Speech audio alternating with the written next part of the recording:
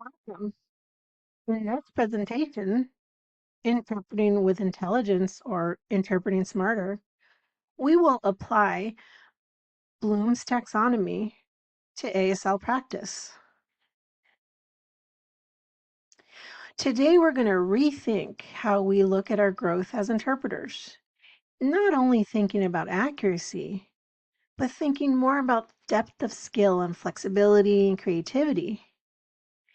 First thing that we're going to do is change our view and our approach to interpreting, not about saying things right, but about how the message is delivered. Meaning, does your interpretation include the original impact of the message? That means, does it have the same tone, intention, with the goal of interpreting being not just being loyal to the message, but also to transmit the original experience. Interpreting is like a dance. It's a back and forth. It's not a word-for-word transcription. Bloom's taxonomy is an educational tool. It's used in education to classify different levels of thought. It can range from remembering information to creating new information. It's a tool that we can use to apply to our interpreting skills and growth, with the goal of being intentional, structured with our growth. The framework includes 6 cognitive skills, ranging from basic to advanced. Interpreting itself is very complex. It varies. It is not a direct linear experience.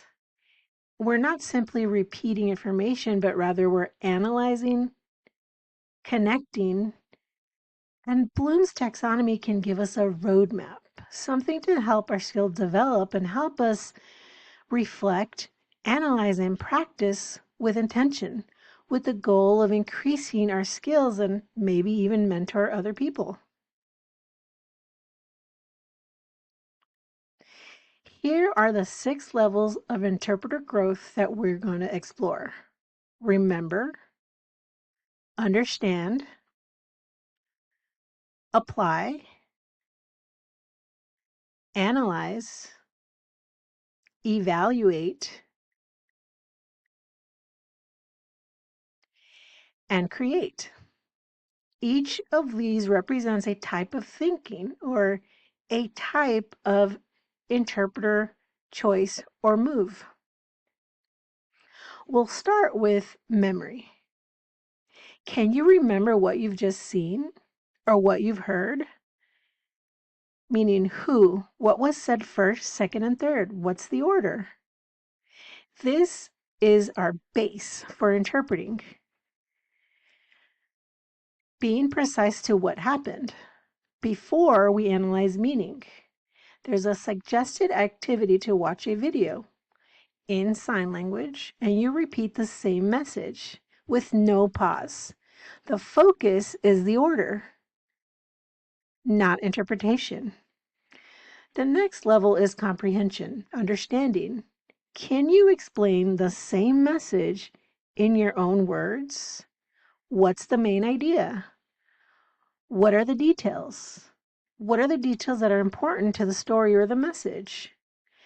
Now we're processing, and you have to ask yourself, what is the intention of the message or the speaker or the signer?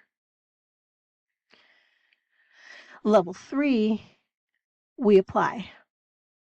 Now it's the same message, but the content may change. How we interpret for a child may differ from how we interpret for a medical appointment or even a university class. It's the same message applied and adapted to the intention, and the important part is flexibility. Level 4, we go more in depth. In level 4, we identify the structure. Where's the emphasis? What are the layers of the message? We can expand on certain parts of the message. We analyze where the tone changes are. We analyze what's the point of change? Where did the message turn? And this helps interpret in a more structured, strategic approach. And then we move on to evaluating. Evaluating means judging for integrity. Ask yourself, was your interpretation successful?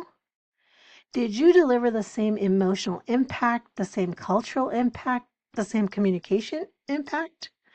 Were there possible other strategies that may have been better? Were ethics in the message, in the way the interpretation was delivered? Would a deaf person react in the same way that a hearing person would after listening to this message? And lastly, creating. That is the highest level. At this level, what you've learned, what you've listened to, when you receive the message, now you create something new. Something maybe you designed for practice, an activity.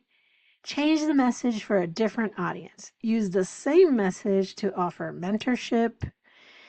Creating means showing full control of your skills, creating with intention.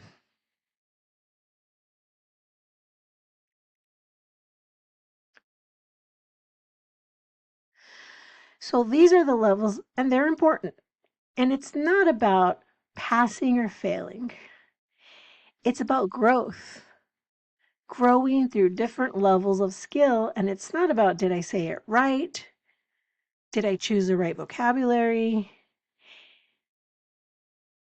It's not quite that simply. It actually deeper than that is, did I understand how to deliver the message? Did it have the same impact? That is the difference between interpreting and connecting.